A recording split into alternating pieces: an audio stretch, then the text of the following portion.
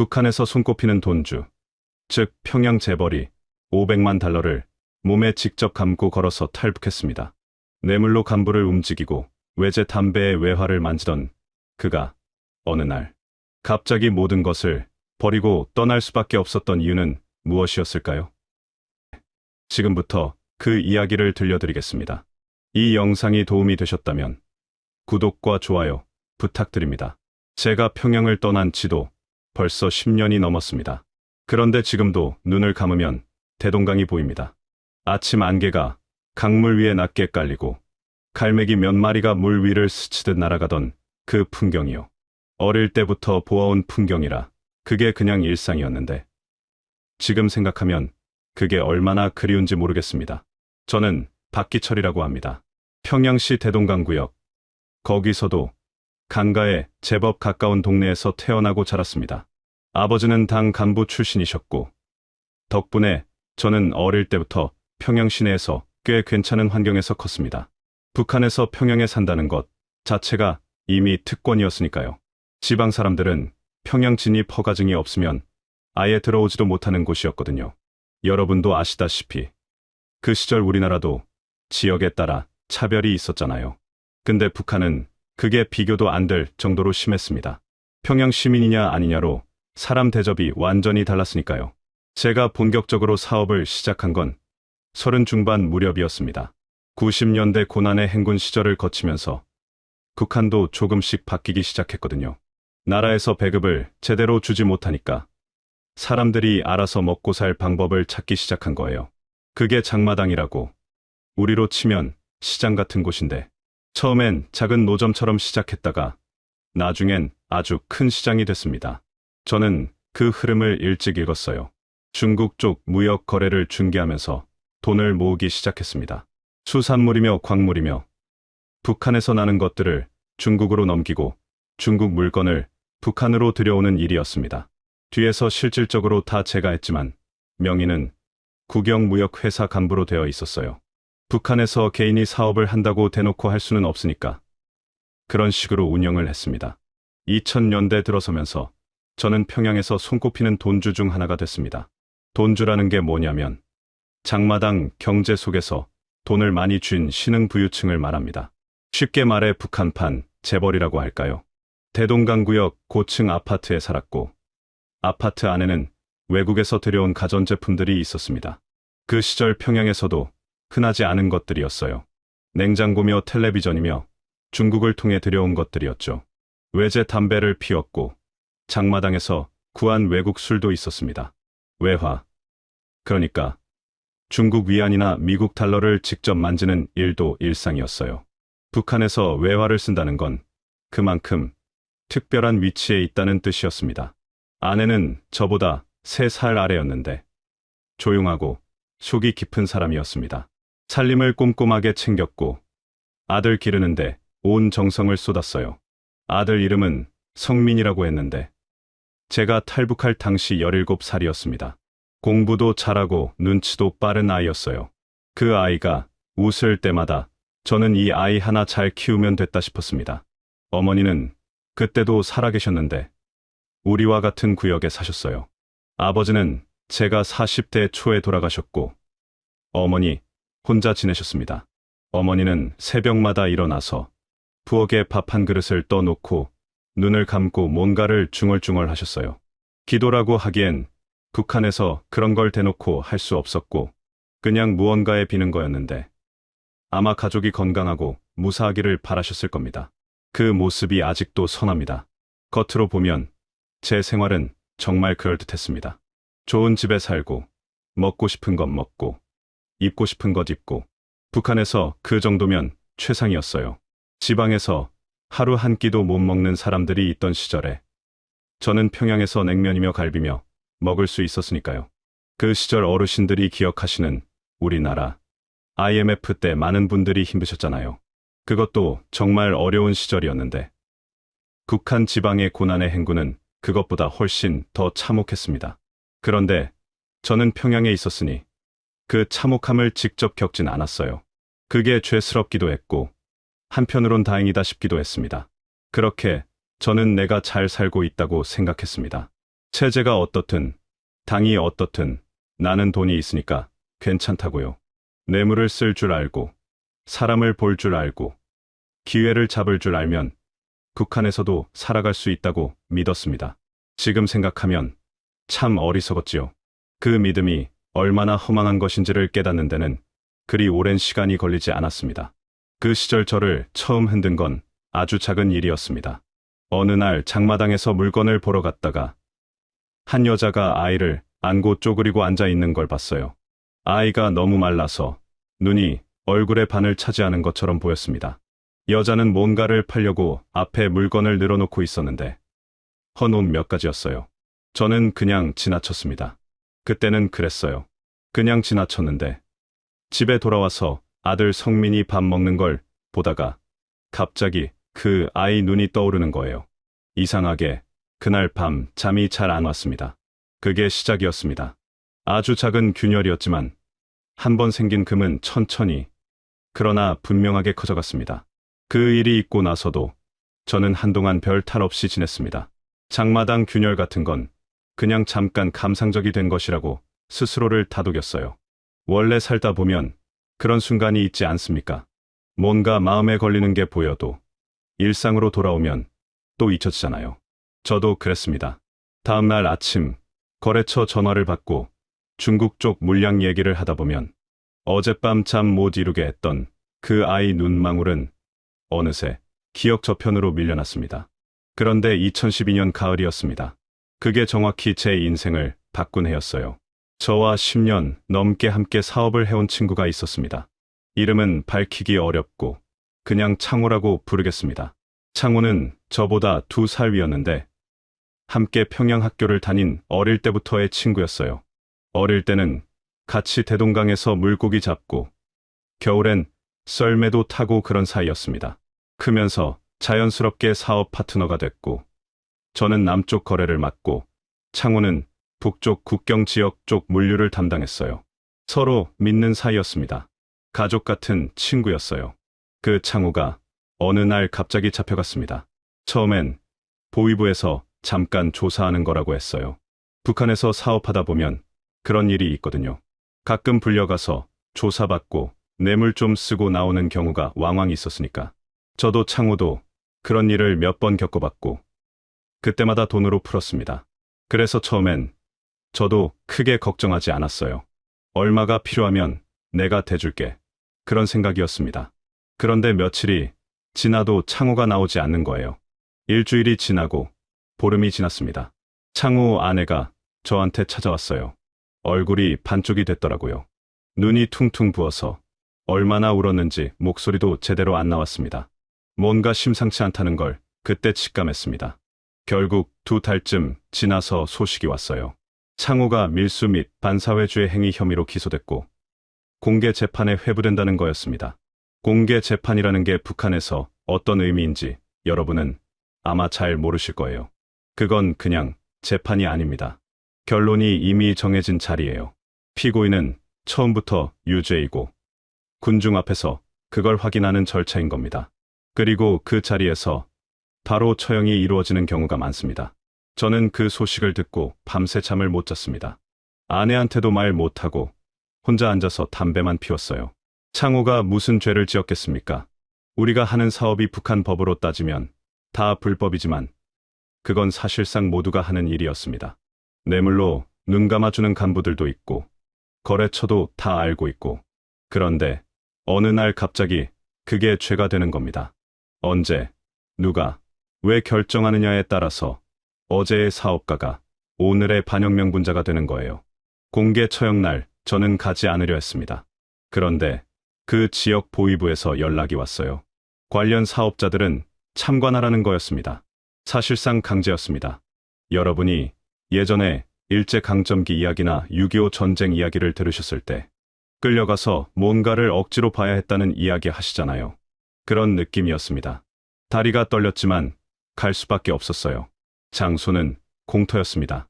사람들이 수백 명 모여 있었어요. 주변에 군인들이 쭉 서 있었고 분위기는 싸늘했습니다. 사람들이 많았지만 아무도 말을 하지 않았어요. 숨소리도 크게 못 낼 것 같은 분위기였습니다. 그 속에 창호가 나왔어요. 저는 그 순간을 지금도 생생하게 기억합니다. 창호는 2달 만에 알아볼 수 없을 만큼 달라져 있었습니다. 얼굴이 반으로 줄어든 것 같았고 눈빛이 이미 어딘가 먼 곳을 보고 있었어요. 걸음도 제대로 걷지 못했습니다. 누군가한테 끌려 나오다시피 했어요. 저는 그 얼굴을 보는 순간 눈물이 왈칵 쏟아질 것 같았는데 울면 안 된다는 걸 알았습니다. 군중 속에서 눈물을 보이면 저도 연루자로 찍힐 수 있었으니까요. 이를 악물었습니다. 진행은 짧았습니다. 죄목을 읽고 창호는 아무 말도 못했어요. 아니 못하는 게 아니라 이미 뭔가를 말할 상태가 아니었습니다. 그리고 바로였습니다. 그냥 바로였어요. 저는 그 순간 눈을 감았습니다. 소리가 났습니다. 그리고 군중은 조용했습니다. 아무도 울지 않았습니다. 울 수 없었던 거겠죠. 창호의 전 재산은 그날로 몰수됐습니다. 집도, 통장도, 장마당에 투자해 놓은 것도 전부였습니다. 아내와 아이들은 지방으로 추방됐다고 들었어요. 그 아이들이 어떻게 됐는지는 지금도 모릅니다.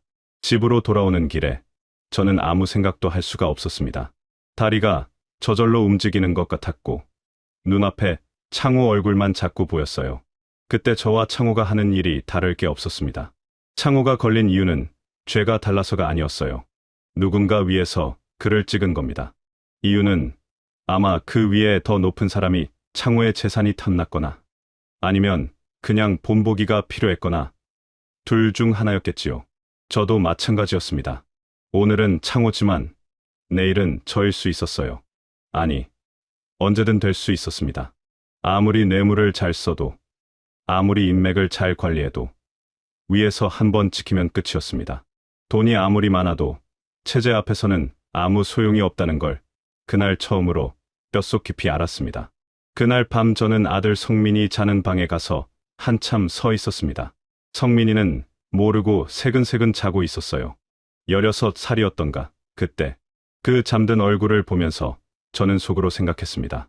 이 아이한테 이 나라에서 어떤 미래가 있을까? 아버지가 하루아침에 끌려가고 재산 다 빼앗기고 가족이 뿔뿔이 흩어진 창호의 아이들처럼 내 아들도 그렇게 될 수 있는 것 아닌가? 아무리 내가 잘 버텨도 그 생각이 머릿속에서 떠나지 않았습니다.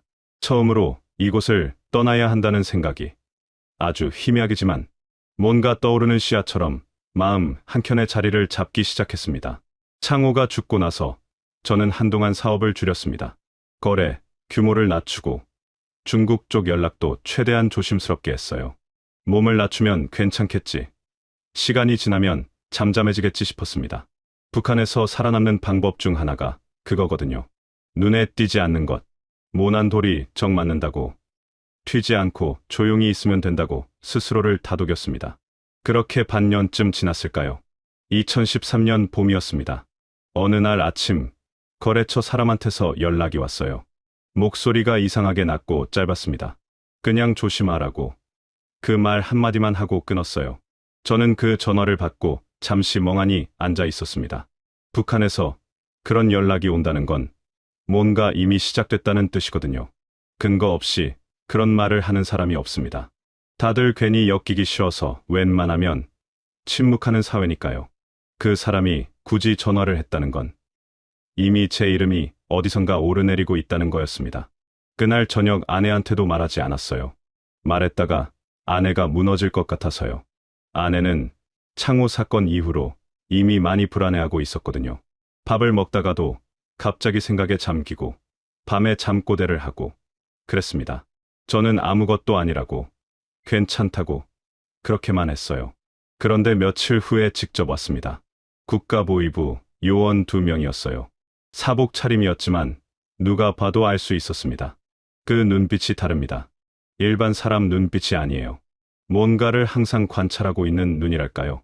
아파트 문을 두드리더니 잠깐 얘기 좀 하자고 했어요. 정중한 말투였지만 거절할 수 있는 분위기가 아니었습니다. 저는 아내한테 눈짓을 하고 혼자 나갔습니다. 내용은 간단했어요. 저의 중국 무역 거래에 대해 몇 가지 확인할 것이 있다. 가까운 시일 내에 출두하라. 그거였습니다. 조사라는 말은 안 썼어요. 확인이라고 했습니다. 그 표현 차이가 무슨 의미인지 저는 잘 알고 있었습니다. 창호도 처음엔 확인이었으니까요. 그날 밤 저는 혼자 앉아서 상황을 정리해봤습니다. 내 거래, 내역 중에 문제가 될 수 있는 게 뭔가. 솔직히 다 문제가 될 수 있었어요. 북한에서 개인이 외화를 만지고 중국과 직접 거래하는 것 자체가 법적으로 엄밀히 따지면 허가 사항입니다. 그동안 유지해온 건 다 뇌물과 인맥 덕분이었어요. 위에 연결된 간부들한테 꼬박꼬박 상납을 해왔고 그들이 눈을 감아주는 구조였습니다. 그게 북한 사업의 현실이었으니까요. 그런데 그 구조가 흔들리면 나는 아무 보호막이 없는 겁니다. 며칠 후 출두했습니다. 보위부 건물은 평양 시내에 있었는데 겉은 평범해 보였어요. 그냥 회색 건물이었습니다. 그런데 그 안에 들어가는 순간 공기가 달랐어요. 차갑고 묵직했습니다. 복도에 사람들이 오가는데 아무도 서로 눈을 안 마주쳤어요. 저도 마찬가지였습니다. 담당 요원은 30 중반쯤 돼 보이는 남자였어요. 얼굴은 무표정했고 책상 위에 서류가 쌓여 있었습니다. 그 서류가 전부 제 거래 내역이었어요. 어떻게 이걸 다 파악했는지 섬뜩했습니다. 제가 몇 년 동안 중국 쪽과 어떤 거래를 했는지, 어느 루트를 썼는지, 얼마가 오갔는지 다 있었어요. 누군가 오랫동안 들여다보고 있었다는 거였습니다. 질문은 형식적이었습니다. 이 거래는 무엇이냐? 이 금액은 어디서 왔냐? 이 사람과는 어떤 관계냐? 저는 준비해온 대로 답했어요. 국영무역회사 명의의 정상적인 거래라고. 서류도 다 있다고. 요원은 고개를 끄덕이면서 받아 적었습니다. 표정 변화가 없었어요. 그렇게 3시간쯤 있다가 나왔습니다. 집에 돌아오니 아내가 창백한 얼굴로 앉아서 기다리고 있었어요. 별거 아니었다고 했습니다. 아내는 아무 말 없이 밥상을 차렸어요. 그날 우리는 밥 먹는 내내 말이 없었습니다. 문제는 그게 끝이 아니었다는 거예요. 한 달쯤 지나서 또 연락이 왔습니다. 이번엔 담당 요원이 직접 사무실로 찾아왔어요. 그리고 하는 말이 이번 거는 좀 복잡하게 됐다. 위에서 관심을 갖고 있다. 그러면서 숫자를 하나 말했습니다. 제가 다음 달 안에 그 금액을 준비하라는 거였어요. 이전에 상납하던 금액의 3배가 넘었습니다. 저는 속에서 뭔가가 끓어오르는 걸 느꼈지만 겉으로는 태연한 척했습니다. 알겠다고 했어요. 요원이 나가고 나서 한참 동안 앉아 있었습니다. 3배. 이게 시작이라는 걸 알았어요. 한번 이렇게 되면 요구가 계속 올라갑니다. 창호도 그랬거든요. 처음엔 적당한 금액이었다가 담당이 안 될 정도로 커지고 결국 더 이상 쓸모가 없어지면 잡아들이는 거예요. 저는 그 수순을 창호에게서 이미 봤습니다. 돈은 어떻게든 마련했습니다. 중국 쪽 계좌에서 일부를 빼고 거래처에서 먼저 받을 수 있는 건 먼저 받아서 그렇게 기한 안에 가져다 뒀어요. 요원은 별말 없이 받았습니다. 일이 잘 해결됐다는 말도 수고했다는 말도 없었어요. 그냥 받고 갔습니다. 그리고 2달 후에 다시 왔습니다. 이번엔 금액이 또 올라가 있었어요. 그즈음 아들 성민이 대학 입학 문제가 있었습니다. 성민이는 성적도 좋고 본인도 공부를 더 하고 싶어 했어요. 김일성 종합대학은 아니더라도 기술계통대학 정도는 갈 수 있을 거라 생각했습니다. 그런데 담임 선생님한테서 연락이 왔어요. 성민이 입학 서류에 문제가 생겼다는 거였습니다. 이유는 말하지 않았어요. 그냥 서류가 통과가 안 됐다고만 했습니다. 저는 직감적으로 알았습니다. 보위부에서 건드린 거예요. 제가 조사를 받고 있다는 게 위에 올라가 있으면 그 가족도 연루자로 분류될 수 있습니다. 북한에서는 가족이 통째로 묶이거든요.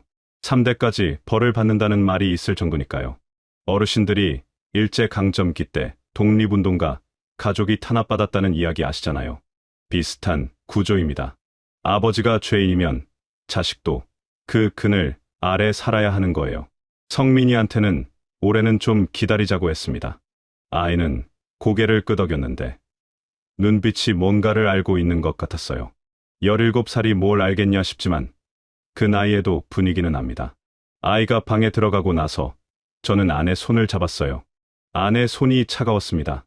아내는 아무 말도 안 했는데 눈물이 그냥 흘렀어요. 닦지도 않고 그냥 흘리고 있었습니다. 그날 밤 저는 처음으로 아내한테 솔직하게 말했습니다. 상황이 좋지 않다고. 이대로 가다가는 창호처럼 될 수 있다고. 아내는 한참 말이 없다가 조용히 물었어요. 우리 어떻게 해야 해요? 저는 대답을 못했습니다. 그냥 손만 더 꾹 쥐었어요. 머릿속에서 뭔가가 천천히, 그러나 돌이킬 수 없는 방향으로 움직이기 시작하고 있었습니다. 이대로는 안 된다. 이 땅에서는 안 된다. 그 생각이 처음으로 말이 되어 제 안에서 자리를 잡았습니다. 그날 밤 아내와 손을 잡고 앉아있던 그 순간부터 저는 머릿속으로 계속 계산을 했습니다. 잠을 자다가도 깨고, 밥을 먹다가도 멍해지고, 거래처 전화를 받다가도 딴 생각을 했어요. 겉으로는 멀쩡한 척했지만 속은 계속 돌아가고 있었습니다. 어떻게 하면 살 수 있을까? 어떻게 하면 이 아이를, 이 아내를 지킬 수 있을까? 떠나는 것 말고는 답이 없었습니다. 근데 막상 떠난다고 생각하면 발이 안 떨어졌어요. 이유가 여러 가지 있었는데 그 중에 솔직히 말하면 돈 문제가 컸습니다. 제가 그때까지 모아둔 재산이 얼마나 됐냐면 중국 쪽 거래처를 통해 숨겨놓은 계좌에 상당한 달러가 있었고 현금으로 보관하고 있는 것도 있었어요. 다 합치면 미국 돈으로 500만 달러 정도 됐습니다. 우리 돈으로 따지면 수십억이 넘는 돈이지요. 그 돈을 두고 간다고 생각하면 손이 떨렸어요. 이게 탐욕이라고 하면 탐욕이겠지만 그냥 돈이 아니었습니다. 그건 제가 20년 넘게 눈치 보고 매물 쓰고 밤잠 못 자면서 모은 것들이었어요. 사람이 젊음을 다 바쳐서 쌓아 올린 것들인데 그게 하루아침에 다 사라진다고 생각하면 망연자실했습니다. 여러분도 아시잖아요. 평생 모은 것들이 한순간에 없어진다는 게 얼마나 허망한 일인지. 그 심정이었습니다. 반면에 이런 생각도 들었어요. 돈이 아무리 많아도 창호처럼 되면 끝이다. 아니, 창호는 그래도 혼자였지. 나는 아내가 있고 성민이가 있다. 이 사람들을 두고 나 혼자 돈 지키겠다고 버티다가 가같이 무너지면 그게 무슨 의미가 있나. 그렇게 며칠을 두고 왔다 갔다 했습니다. 떠나자. 아니다. 좀 더 버텨보자. 방법이 있을 거야. 아니다, 없어. 그 싸움을 혼자 했어요. 아내한테도 누구한테도 다 털어놓을 수가 없었습니다. 북한에서는 탈북을 입에 올리는 것 자체가 죄거든요. 혼자 알고 혼자 결정해야 했습니다. 결정적인 순간이 왔습니다. 보위부 요원이 세 번째로 찾아온 날이었어요. 이번엔 분위기가 달랐습니다. 전에는 그래도 형식적으로나마 확인이라든가 협조라든가 그런 표현을 썼는데 이번엔 달랐어요. 요원이 앉더니 대뜸 이렇게 말했습니다. 이번엔 돈으로 해결이 안 될 수도 있다고. 위에서 직접 관심을 갖고 있다고. 그러면서 제 눈을 똑바로 봤어요. 그 눈빛이 창호 잡혀가기 직전에 창호한테서 들었던 말과 똑같았습니다. 이번엔 돈으로 안 된다. 그 말이 무슨 뜻인지 저는 너무 잘 알았어요. 더 이상 협상이 없다는 거였습니다. 얼마를 갖다 줘도 이번엔 다른 결론이 준비돼 있다는 뜻이었어요. 요원이 나가고 나서 저는 자리에서 일어나지 못했습니다. 다리에 힘이 없었어요. 그냥 그 자리에 한참 앉아 있었습니다. 그리고 속으로 말했어요. 됐다. 이제 결정했다. 그날 저녁 아내를 불렀습니다. 성민이는 방에서 공부하고 있었고 저는 아내랑 둘이 부엌에 앉았어요. 목소리를 낮추고 말했습니다. 우리 떠나야 할 것 같아. 아내가 숨을 한 번 들이켰어요. 그리고 한참 말이 없다가 고개를 끄덕였습니다. 아내도 이미 알고 있었던 거예요. 말하지 않아도 알고 있었던 겁니다. 문제는 어떻게 떠나느냐였습니다. 북한에서 탈북 루트는 크게 두 가지예요.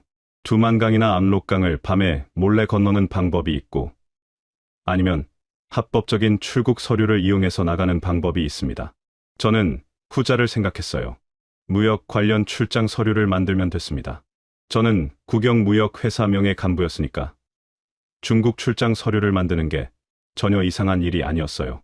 이전에도 여러 번 중국을 오간 기록이 있었고 서류를 꾸미는 방법도 알고 있었습니다. 뇌물을 쓸 줄 아는 사람이 있었고 도장 찍어줄 간부도 있었어요. 다만 3명이라는 게 문제였습니다. 저 혼자면 모르겠는데 아내와 아들까지 셋이 함께 나가려면 서류가 각각 필요했어요. 아내는 무역 관련 직함이 없으니 동반 가족 방문 형태로 꾸며야 했고 성민이는 나이가 어려서 따로 보호자 동반 서류가 있어야 했습니다. 비용이 상당히 들었어요. 뇌물만 해도 보통 금액이 아니었습니다. 돈 문제는 해결됐어요. 어차피 거기 두고 가면 다 빼앗길 돈이었으니까요. 현금 달러는 최대한 몸에 나눠서 지니기로 했습니다. 옷 안감에 꿰매 넣고 신발 깔창 아래에 접어넣고 허리에 두르는 복대 형태로도 만들었어요. 중국 쪽 계좌는 이미 중국 거래처 사람 이름으로 분산해 놓은 것이 있었기 때문에 중국만 가면 접근할 수 있었습니다. 그쪽은 오래 신뢰해온 사람이었어요. 믿을 수밖에 없었습니다. 출발 날짜를 잡고 나서 저는 어머니 생각이 났습니다. 어머니는 같은 구역에 혼자 계셨어요. 연로하셔서 움직임이 불편하셨고 함께 데려가는 건 불가능했습니다. 그 현실이 가장 고통스러웠어요. 어머니한테는 아무 말도 할 수 없었습니다. 탈북한다는 말을 했다가 어머니가 당국에 신고할 리는 없지만 아시면 말리실 게 뻔하고 그러다 누군가한테 내색이라도 하시면 우리가 다 잡히는 거니까요. 아무것도 모르시는 게 어머니한테도 우리한테도 낫다고 생각했습니다. 출발 며칠 전에 어머니 댁에 갔습니다. 별다른 이유 없이 그냥 들렀어요. 밥 한 끼 같이 먹자고 했습니다. 어머니가 좋아하시는 순두부를 끓이셨어요. 우리 셋이 어머니 댁 작은 식탁에 앉아서 밥을 먹었습니다. 아내는 내내 눈이 빨개져 있었고 성민이도 말이 없었어요. 어머니는 눈치를 채셨는지 밥 먹는 내내 저만 보셨습니다. 다 드시고 나서 제 손을 한번 꼭 잡으셨어요. 아무 말씀 없이. 저는 웃으면서 다음에 또 올게요 라고 했습니다. 그 말이 거짓말이 될 줄은 그때도 알고 있었습니다. 어머니 댁을 나오면서 저는 뒤를 한번 돌아봤어요. 어머니가 현관 앞에 서서 우리가 가는 걸 보고 계셨습니다. 예전부터 늘 그러셨어요. 우리가 갈 때마다 다 안 보일 때까지 서서 보고 계셨거든요. 그날도 그러셨습니다. 저는 손을 한번 흔들고 돌아섰습니다. 눈물이 날 것 같았지만 참았어요. 여기서 울면 안 됐습니다. 그리고 사흘 후 우리 세 명은 새벽에 짐을 챙겼습니다. 짐은 최대한 적게 했어요. 평범한 출장 행색이어야 했으니까요. 저는 출발 전에 잠깐 창밖을 봤습니다. 대동강이 멀리 보였어요. 날이 아직 어두웠는데 강물이 조용히 흐르고 있었습니다. 이 풍경을 다시 볼 수 있을까? 그 생각이 스쳤습니다. 문을 닫고 나왔습니다. 돌아보지 않았어요. 새벽 5시였습니다. 평양거리는 아직 어두웠어요. 이른 시간이라 사람도 별로 없었고 가끔 자전거 타고 지나가는 사람이 있거나 멀리서 군인 둘이 걸어가는 게 보이는 정도였습니다. 저는 아내와 성민이를 앞세우고 천천히 걸었어요. 빨리 걸으면 안 됐습니다. 평범하게 그냥 아침 일찍 나온 가족처럼 보여야 했으니까요. 가슴 안쪽에는 달러가 있었습니다. 셔츠 안감에 꿰매 넣은 것들이요. 허리에도 복대처럼 감은 게 있었고 신발 깔창 아래에도 접어 넣었어요. 아내도 마찬가지였습니다. 성민이한테는 많이 지우지 않았어요. 아이한테 너무 많이 맡기면 혹시 검색에서 걸렸을 때 아이가 다칠 수 있으니까요. 저와 아내가 대부분 나눠 지녔습니다. 그 무게가 몸에 느껴졌는데 무겁다기보다는 이상하게 체온이 있는 것처럼 느껴졌어요. 평생 모은 것들이 지금 내 몸에 붙어 있구나 하는 생각이 들었습니다. 평양역에서 기차를 탔습니다. 목적지는 신의주였어요. 신의주는 압록강 건너편에 중국 단둥이 있는 곳입니다. 무역 출장으로는 가장 자연스러운 루트였어요. 저는 이전에도 몇 번 이 길을 다닌 적이 있었으니까 이상할 게 없었습니다. 서류도 다 준비돼 있었어요. 국영무역회사 명의의 중국 출장 허가서, 아내의 동반 가족 방문 서류, 성민이 보호자 동반 서류, 뇌물을 써서 도장까지 다 받아놓은 것들이었습니다. 기차 안에서 우리 셋은 거의 말을 안 했어요. 성민이는 창밖을 보고 있었고 아내는 눈을 감고 있었습니다. 자는 건지 기도하는 건지 알 수 없었어요. 저는 서류를 몇 번이나 다시 꺼내서 확인했습니다. 이름이 맞는지, 날짜가 맞는지, 도장이 제대로 찍혀 있는지 다 알고 있는 내용인데도 자꾸 확인하게 됐어요. 손이 떨렸거든요. 들키지 않으려고 서류를 무릎 위에 올려놓고 눈으로만 훑었습니다. 기차가 평양을 벗어나자 창밖으로 평야가 펼쳐졌어요. 이른 봄이라 밭이 아직 황토색이었습니다. 듬성듬성 나무들이 있었고 멀리 산이 보였어요. 어릴 때 소풍을 가다가 봤던 풍경이랑 비슷했어요. 그게 갑자기 울컥하게 만들었습니다. 이 땅을 이렇게 보는 게 마지막이겠구나 싶었거든요. 억지로 창밖에서 눈을 돌렸습니다. 신의주에 도착한 건 오후였어요. 역에서 내리자마자 분위기가 달랐습니다. 국경 도시라서 그런지 검문이 많았어요. 역 출구에서부터 군인들이 서류를 확인했습니다. 저는 최대한 자연스럽게 서류를 내밀었어요. 군인이 꼼꼼하게 봤습니다. 아내를 한 번 보고, 성민이를 한 번 보고, 다시 서류를 봤어요. 저는 그 몇 초가 몇 분처럼 느껴졌습니다. 숨을 참고 있었는데 그것도 들킬까봐 살짝 내쉬었어요. 군인이 서류를 돌려줬습니다. 통과였어요. 그날 밤은 신의주 시내 여관에서 묵었습니다. 다음 날 아침 국경 통과 수속을 밟기로 돼 있었어요. 그날 밤이 제 인생에서 가장 긴 밤이었습니다. 잠이 올 리가 없었어요. 아내도 안 자고 있었어요. 우리 둘 다 천장만 보고 있었습니다. 한참 있다가 아내가 조용히 말했어요. 우리 잘 될 거죠? 저는 그래 라고 했습니다. 확신이 있어서가 아니었어요. 그냥 그 말밖에 할 수 없었습니다. 성민이는 이상하게도 잘 잤어요. 17살이라 그런지 아니면 겁이 없는 건지 새근새근 자는 아이 얼굴을 보면서 저는 이 아이 하나만 잘 데려가면 된다고 속으로 다짐했습니다. 내가 어떻게 되든 이 아이만은. 다음 날 아침 조중의교. 그러니까 북한과 중국을 잇는 다리로 갔습니다. 압록강 위에 놓인 다리예요. 그 다리를 건너면 중국 단둥입니다. 국경 검문소에서 최종 수속을 밟아야 했어요. 여기가 가장 큰 관문이었습니다. 서류를 아무리 잘 꾸며도 담당 검문관이 어떤 사람이냐에 따라 결과가 달라질 수 있었어요. 까다로운 사람을 만나면 서류를 처음부터 끝까지 다 확인하고, 심하면 상급자한테 보고하고, 그러면 시간이 걸리다 보면 평양 쪽에서 연락이 올 수도 있었습니다. 우리가 줄을 서서 기다리는데 앞에 사람이 몇 명 있었어요. 차례를 기다리는 동안 저는 성민이 어깨에 손을 올렸습니다. 아이가 올려다봤어요. 저는 그냥 웃어 보였습니다. 아이도 웃었어요. 아내는 가방끈을 꼭 쥐고 있었는데 손마디가 하얗게 됐습니다. 우리 차례가 됐어요. 검문관은 40대 군인이었습니다. 무표정했어요. 서류를 받아서 훑어봤습니다. 저는 눈을 어디에 둬야 할지 몰라서 그냥 그 군인의 왼쪽 어깨 부분을 봤어요.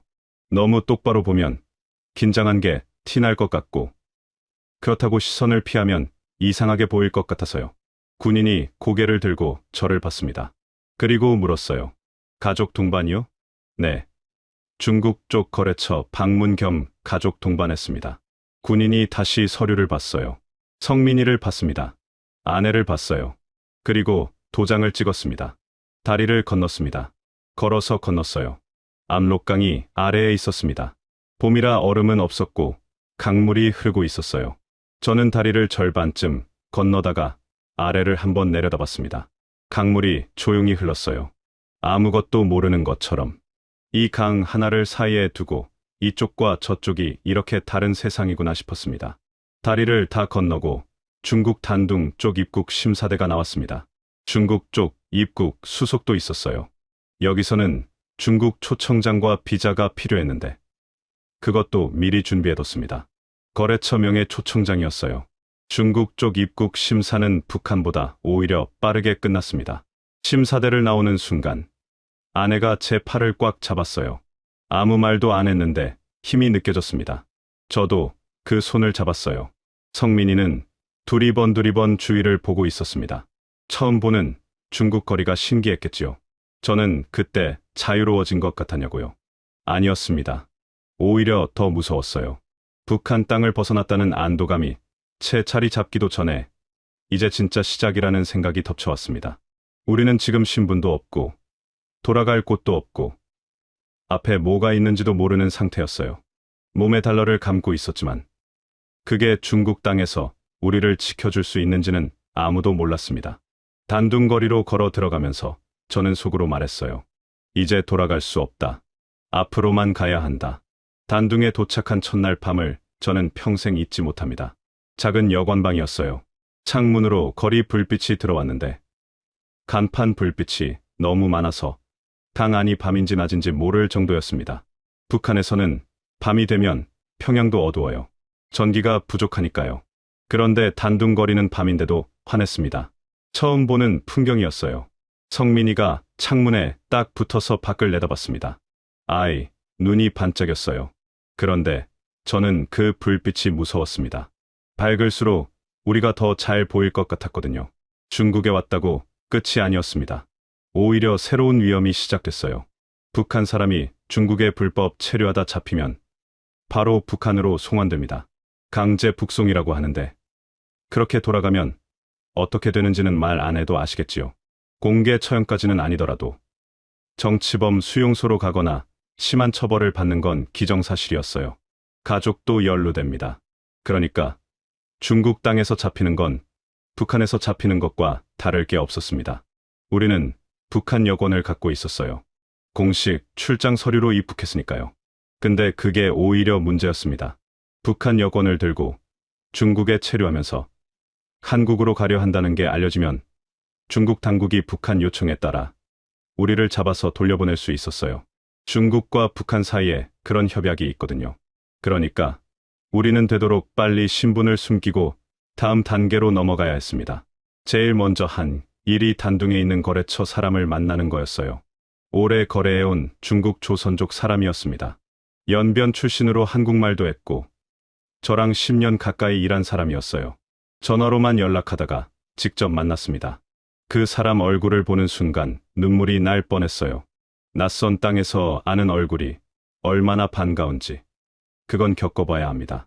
그 사람이 일단 안전한 곳으로 우리를 데려갔어요. 단둥 외곽에 있는 작은 집이었는데 조선족 아주머니가 운영하는 곳이었습니다. 탈북자들을 일시적으로 숨겨주는 곳이었어요. 방이 2개였는데 우리 셋이 한 방에 지냈습니다. 창문은 항상 닫아두었어요. 밖에 나가면 안 됐습니다. 거기서 며칠을 지내면서 저는 중국 계좌에 접근을 시도했습니다.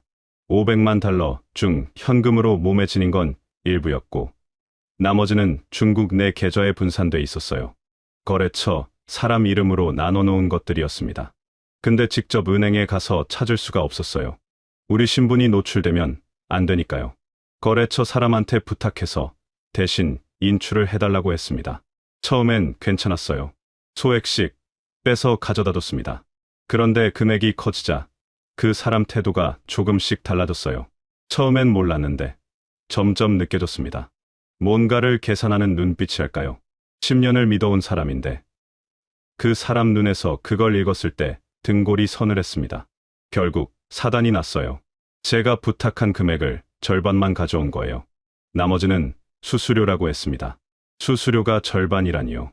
저는 따지려고 했는데 그 사람이 조용히 말했어요. 지금 당신들 상황이 어떤지 알죠? 내가 당국에 신고하면 어떻게 되는지도 알죠? 그 말 한마디로 끝이었습니다. 할 말이 없었어요. 맞는 말이었으니까요. 저는 돈이 있어도 아무것도 요구할 수 없는 처지였습니다. 500만 달러를 갖고 있어도 신분증 하나 없으면 아무것도 아닌 거예요. 여러분이 만약 외국에 나갔는데 여권도 없고 신분증도 없고 말도 통하지 않는다면 얼마나 막막하겠습니까? 그 막막함이 그대로였습니다. 아니, 그보다 더 심했어요. 잡히면 목숨이 위태로우니까요. 그때부터 저는 사람을 믿는 게 두려워졌습니다. 도움을 받아야 하는데 그 도움이 언제 배신으로 바뀔지 모르는 상황이었어요. 돈을 쥐고 있으면 오히려 더 위험할 수 있었습니다. 우리한테 돈이 있다는 걸 아는 사람이 많아질수록 표적이 될 수 있었으니까요. 그즈음 아내가 많이 힘들어했습니다. 창문도 못 열고 방 안에만 있으니까 숨이 막힌다고 했어요. 성민이도 답답했고요. 저도 마찬가지였는데 내색을 할 수가 없었습니다. 제가 흔들리면 아내도 성민이도 무너질 것 같았거든요. 밤에 아내가 울면 저는 등을 토닥였어요. 아무 말 없이 그냥 토닥이기만 했습니다. 무슨 말을 해야 할지 몰랐어요. 괜찮다는 말이 거짓말 같았고 잘 될 거라는 말도 확신이 없었으니까요. 전환점이 된 건 한 선교사님을 만나면서였습니다. 한국에서 오신 분이었는데 중국에서 탈북자들을 돕는 일을 하고 계셨어요. 숨겨주던 조선족 아주머니가 소개해 주셨습니다. 처음엔 경계했어요. 또 뭔가를 노리고 접근하는 건 아닌가 싶었거든요. 그런데 그분이 처음 하신 말씀이 이거였어요. 아무것도 바라는 게 없습니다. 그냥 도와드리고 싶습니다. 그 말이 너무 오랜만에 듣는 말이라 오히려 어색했습니다. 아무 대가 없이 돕는다는 게 이미 잊어버린 감각이었어요. 북한에서는 모든 게 거래였고 중국에서도 마찬가지였으니까요. 그런데 그분은 진짜로 그러셨어요. 먹을 것도 가져다 주시고 다음 루트에 대해서도 알아봐 주셨습니다. 대가를 요구하지 않으셨어요. 어느 날 저녁 선교사님이 성경을 꺼내셨습니다. 읽어드려도 되겠냐고 하셨어요. 저는 북한에서 종교라는 걸 접해본 적이 없었습니다. 종교는 사상에 해롭다고 배웠으니까요. 그런데 그날 그분이 읽어주신 구절이 뭔지는 지금도 기억합니다. 두려워하지 말라. 내가 너와 함께하노라. 그 말이 이상하게 마음에 걸렸어요. 종교를 믿는다는 게 아니라 그 말이 그냥 그날 밤 제한테 필요한 말이었던 것 같습니다. 저도 모르게 눈이 뜨거워졌어요. 어머니가 새벽에 눈 감고 중얼거리시던 게 떠올랐습니다. 어머니가 하시던 게 이런 거였겠구나 싶었어요. 중국에 머문 기간이 석 달 가까이 됐습니다. 그 석 달이 어떻게 지나갔는지 모르겠어요. 숨어있고 불안해하고 믿었다가 배신당하고 또 다른 사람한테 기대고 그렇게 하루하루를 버텼습니다. 밥은 먹었지만 맛을 몰랐어요. 잠은 잤지만 쉰 느낌이 없었습니다. 그래도 버텼습니다. 다음이 있었으니까요. 선교사님이 루트를 알아봐 주셨고 동남아시아를 거쳐 한국으로 가는 방법이 있다고 하셨습니다. 멀고 험하지만 그게 그나마 가장 안전한 방법이라고 했어요. 저는 고개를 끄덕였습니다. 멀어도 괜찮다고 했어요. 험해도 괜찮다고 했습니다. 살아서만 가면 된다고 했어요. 그 말을 하면서 저는 처음으로 한국이라는 곳을 실감했습니다. 그때까지는 막연했어요. 탈북해서 한국 가면 된다. 그 정도였거든요. 근데 그날 밤은 달랐습니다. 한국. 같은 말을 쓰는 사람들이 있는 곳. 뛰어가도 잡혀가지 않는 곳. 밤에 불을 켜도 무섭지 않은 곳. 그곳이 이제 진짜로 가고 싶어졌습니다. 선교사님이 루트를 설명해 주신 날 밤. 저는 지도를 처음으로 제대로 들여다봤습니다. 중국에서 바로 한국으로 가는 건 불가능했어요. 중국이 탈북자를 북한으로 송환하는 나라니까. 중국 땅에서는 한국 대사관에 들어가도 안전을 보장받기 어려웠습니다. 그래서 루트가 복잡했어요. 중국에서 동남아시아로 내려가고 거기서 한국 대사관이나 유엔 난민기구를 통해 한국으로 가는 방법이었습니다. 많은 탈북자들이 이 길을 걸었다고 했어요. 지도 위에 손가락으로 선을 그어보니 까마득했습니다. 중국 남쪽 끝에서 라오스나 태국까지 내려가는 것만 해도 엄청난 거리였어요. 그것도 버스 타고 기차 타고 가는 게 아니라 신분을 숨기면서 이동해야 하는 길이었습니다. 선교사님은 그 루트를 도와주는 네트워크가 있다고 하셨어요. 중간중간 연락책이 있고 각 구간마다 안내해주는 사람이 있다고 했습니다. 비용이 필요하다고 하셨는데 저는 그 부분은 걱정 말라고 했어요. 돈은 있었으니까요. 출발은 새벽이었습니다. 이번에도 새벽이었어요. 북한 떠날 때도 새벽이었고 단둥 여관에서 이동할 때도 새벽이었고 이번에도 세상이 아직 어두울 때 움직였습니다. 어둠 속에서 움직이는 것에 익숙해져 있었어요. 그게 서럽기도 했습니다. 당당하게 대낮에 걸어 다닌 게 언제였나 싶었거든요. 중국 남부로 내려가는 구간은 버스와 기차를 번갈아 탔습니다. 연락책이 티켓을 구해줬고 우리는 그 사람이 이끄는 대로 따라 말이 없는 사람이었습니다. 설명도 별로 없었어요. 그냥 따라오라는 손짓, 여기서 기다리라는 눈짓, 그게 전부였습니다. 저는 그 사람을 믿어야 했어요. 선택지가 없었으니까요. 이동하는 내내 긴장이 풀리지 않았습니다. 기차 안에서 검표원이 지나가면 가슴이 내려앉았어요. 누군가 우리를 오래 쳐다보면 시선을 피했습니다. 성민이는 그 긴 이동 내내 불평 한마디 안 했어요. 17살 아이가 어떻게 그렇게 버텼는지 지금 생각해도 대단합니다. 아이가 가끔 저한테 아빠라고 불렀어요. 별말 없이 그냥 그 한마디만 했는데 그게 저한테는 힘이 됐습니다. 중국 남부 국경 지역을 넘는 구간이 가장 힘들었어요. 라오스로 넘어가는 국경이었는데 여기는 공식 루트가 아니었습니다. 산길이었어요. 안내하는 사람이 앞에 서고 우리가 뒤를 따랐습니다. 밤이었어요. 손전등도 쓰면 안 됐습니다. 불빛이 보이면 국경 순찰대에 발각될 수 있으니까요. 발밑이 안 보이는 산길을 그냥 걸었습니다. 앞 사람 옷자락을 잡고 걷는 거예요. 아내가 한 번 넘어졌습니다.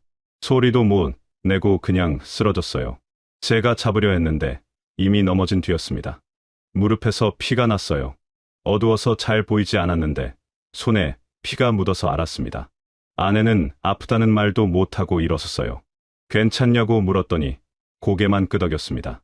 그 고개 끄덕임이 얼마나 마음이 아팠는지 모릅니다. 이 사람이 나 때문에 이 고생을 하는구나 싶었어요. 라오스를 거쳐 태국으로 들어갔습니다.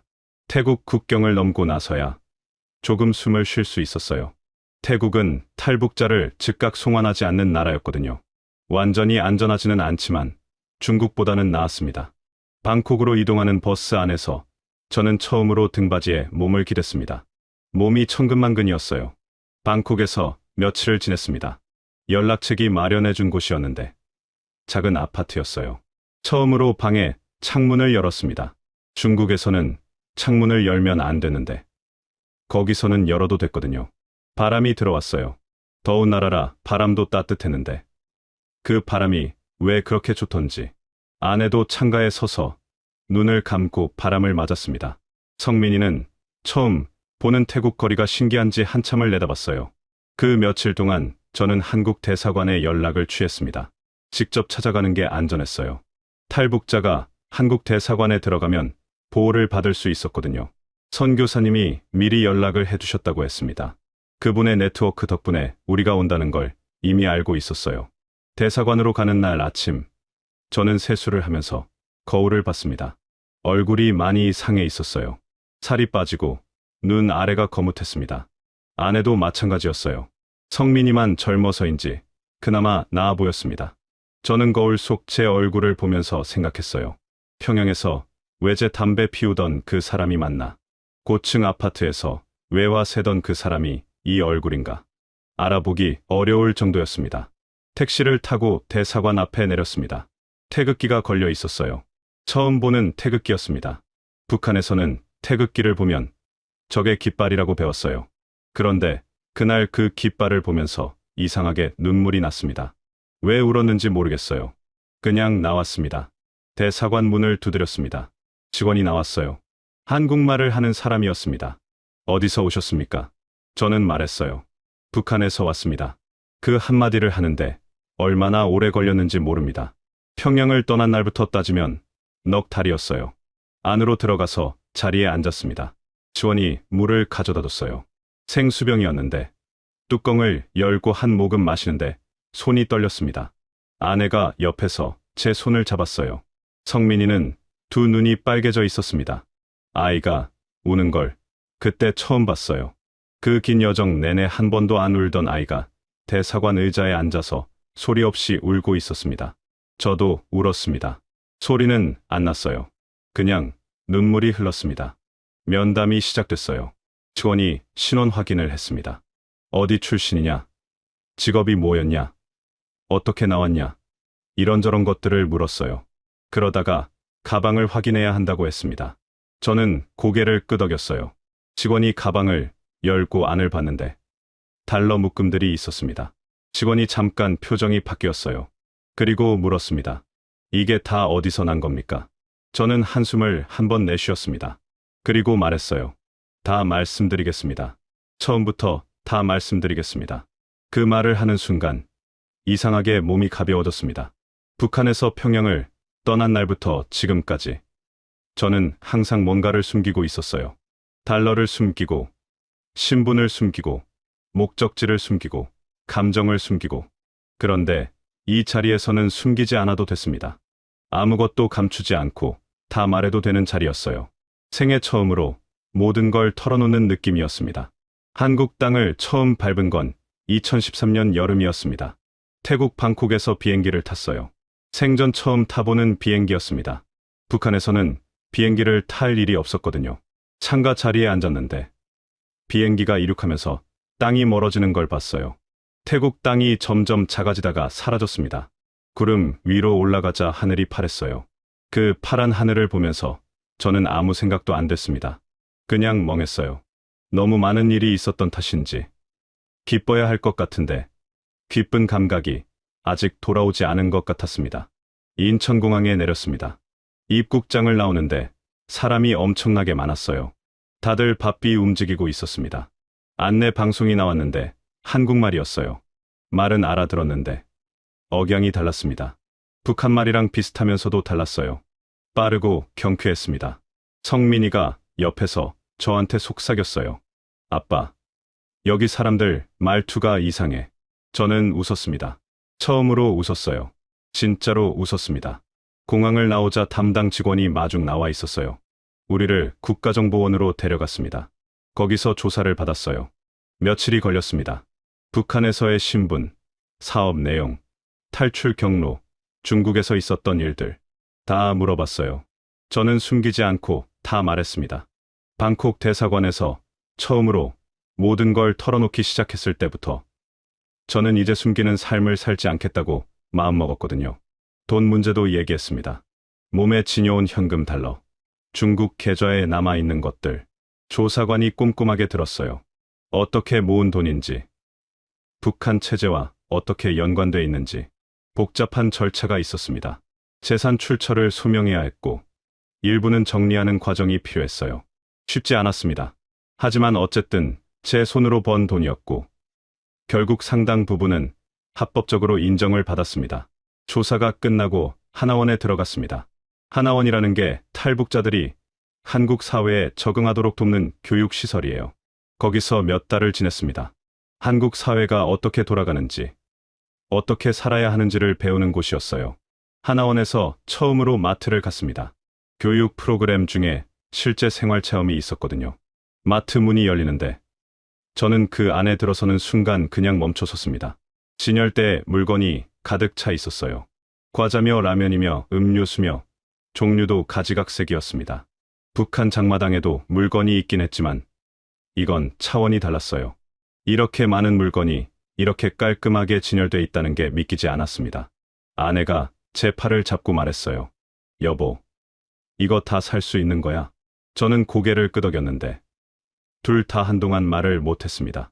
편의점도 충격이었어요. 밤 12시에 나가도 문이 열려 있었습니다.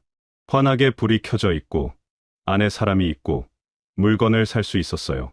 북한에서는 밤에 불을 켜고 돌아다니는 것 자체가 이상한 일이었는데 여기는 밤이고 낮이고 상관없이 다 열려 있었습니다. 성민이가 편의점에서 컵라면을 하나 샀어요. 뜨거운 물을 붓고 기다렸다가 먹었는데 한 입 먹더니 아무 말도 안 했습니다. 표정을 보니까 맛있는 거였어요. 저도 한 젓가락 얻어 먹었는데 짠맛이 강했어요. 근데 맛있었습니다.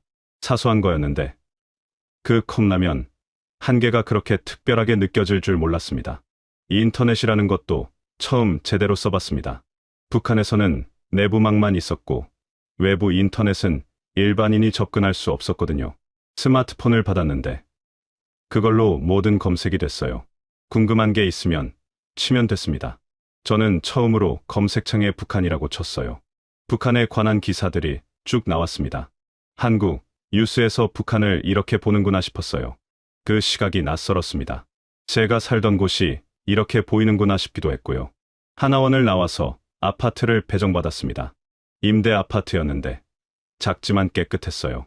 처음 들어가는 날 저는 문을 잠그지 않았습니다. 실수가 아니었어요. 일부러 안 잠갔어요. 잠글 필요가 없는 곳에 있다는 걸 느끼고 싶었거든요. 북한에서도 중국에서도 어디서든 저는 항상 문을 잠갔습니다. 문을 잠가도 무서웠어요. 그런데 여기서는 안 잠가도 됐습니다. 그 느낌이 어떤 건지 말로 설명하기가 참 어렵습니다. 자유라는 게 이런 거구나. 그런 생각이 들었어요. 거창한 게 아니었습니다. 밤에 문 안 잠가도 무섭지 않다는 것. 그게 자유였어요.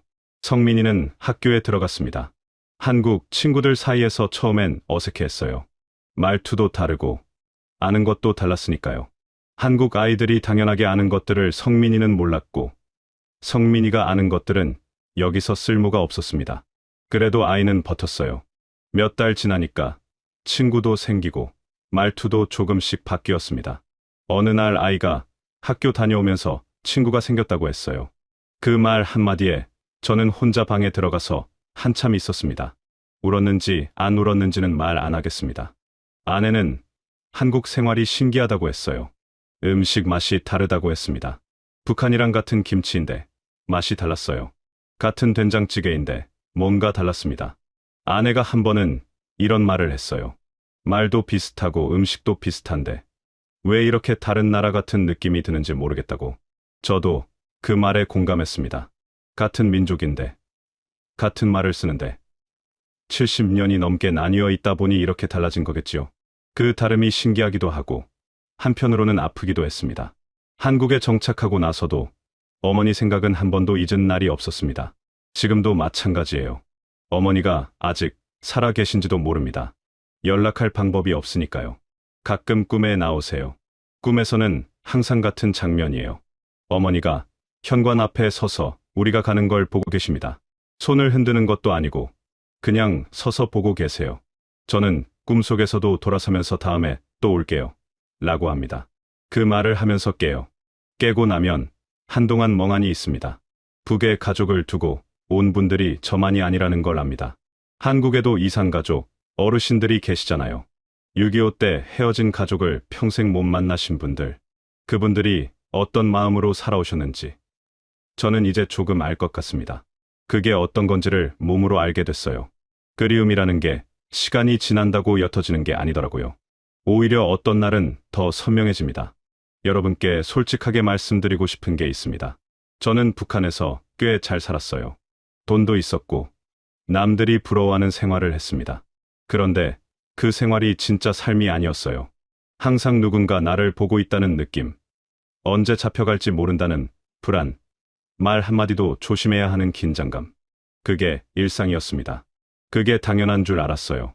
다들 그렇게 사니까요. 한국에 와서 처음으로 알았습니다. 그게 당연한 게 아니었다는 거요.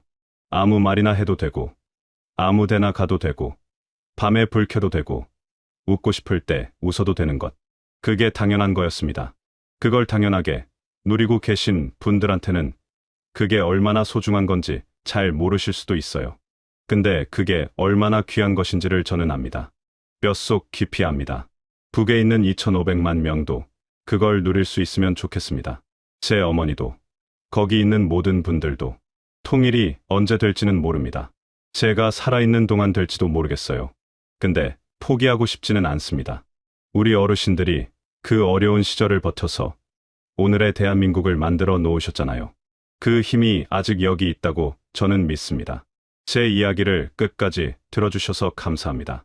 이 이야기가 그냥 한 사람의 사연이 아니라 거기 아직 살고 있는 사람들을 한 번쯤 생각해 보시는 계기가 됐으면 좋겠습니다. 그것만으로도 저는 충분합니다.